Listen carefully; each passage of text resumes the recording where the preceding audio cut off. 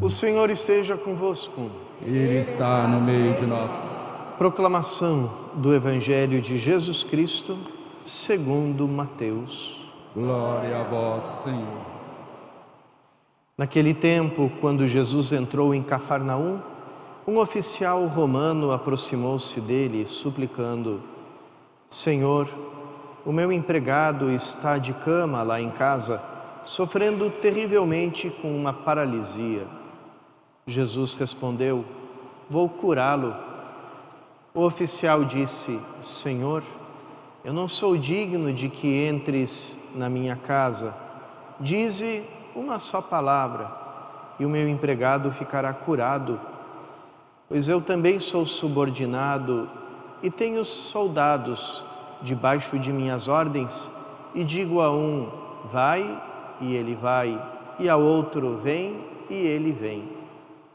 E digo ao meu escravo: faz isto, e ele faz. Quando ouviu isso, Jesus ficou admirado e disse aos que o seguiam: em verdade vos digo, nunca encontrei em Israel alguém que tivesse tanta fé. Eu vos digo, no reino dos céus, junto com Abraão, Isaac e Jacó. Palavra da salvação. Glória a vós, Senhor.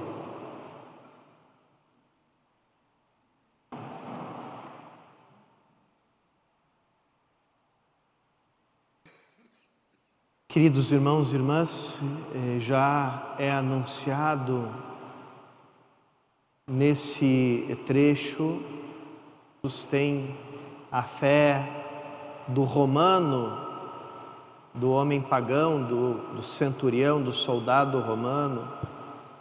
Já é anunciado aqui essa transformação daquela cidade que era dos homens, a cidade do mundo, a Jerusalém,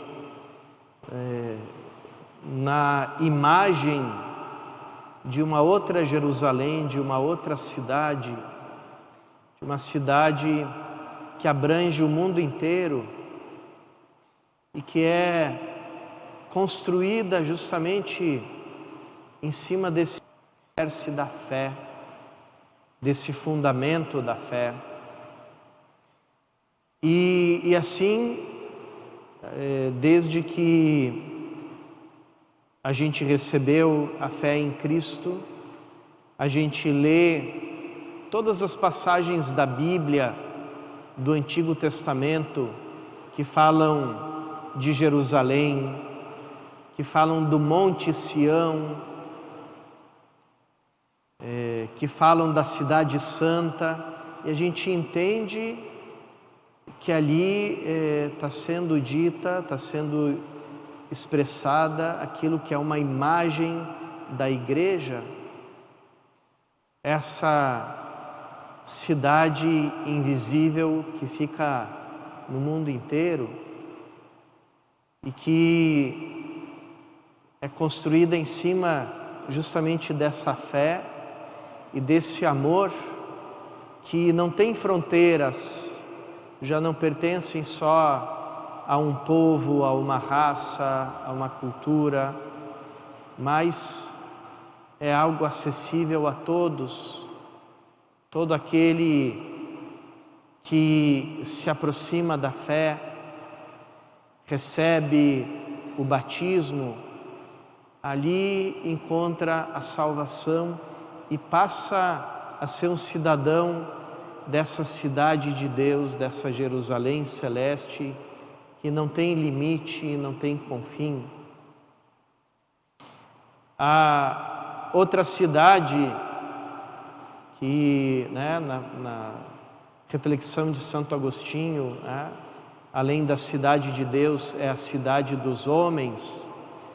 Ela tem como alicerce o assassinato, o sangue do irmão.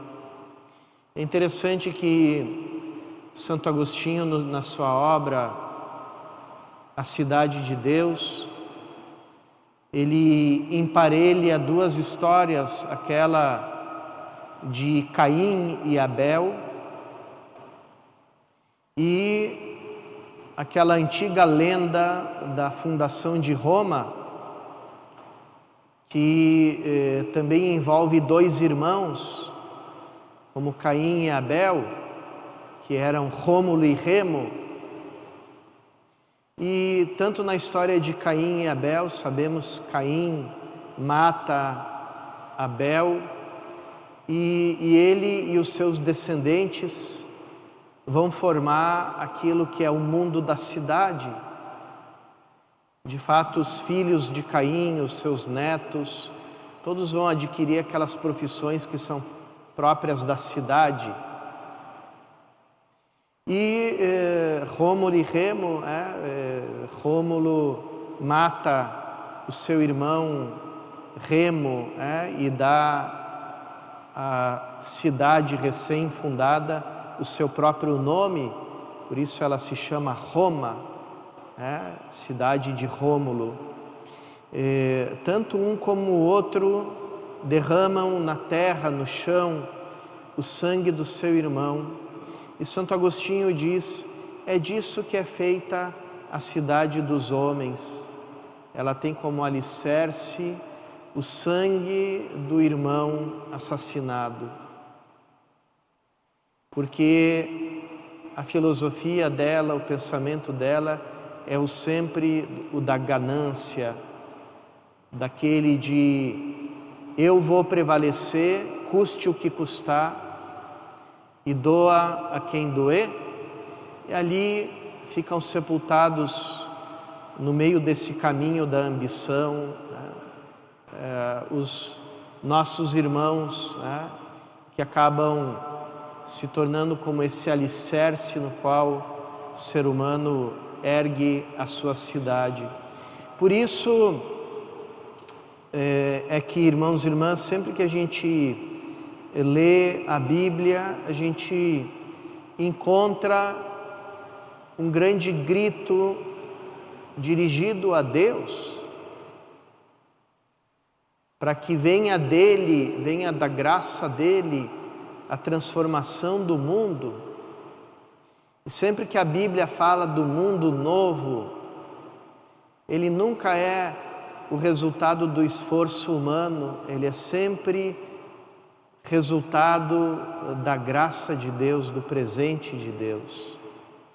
Então aqui a gente encontra também a marca das duas cidades. A cidade de Deus é a cidade daqueles que esperam em Deus. Claro, esperam em Deus praticando boas obras, dando testemunho do amor de Deus, mas sabendo que tudo é graça, que tudo vem dele. Até as boas obras que a gente faz em nome de Deus, vem de Deus. Enquanto que a marca da outra cidade é aquela de querer arrebatar pela própria força tudo aquilo que é bom e dizer, não precisamos de Deus, conquistamos o bem-estar, a perfeição, o mundo novo, o mundo perfeito, com as nossas próprias forças.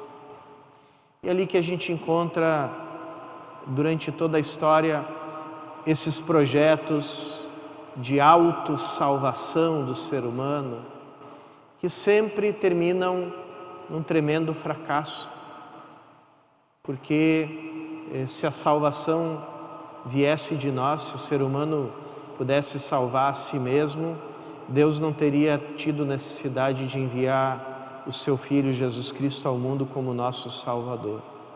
Por isso, irmãos e irmãs, a gente reaviva nesse tempo do Advento a nossa esperança em Deus.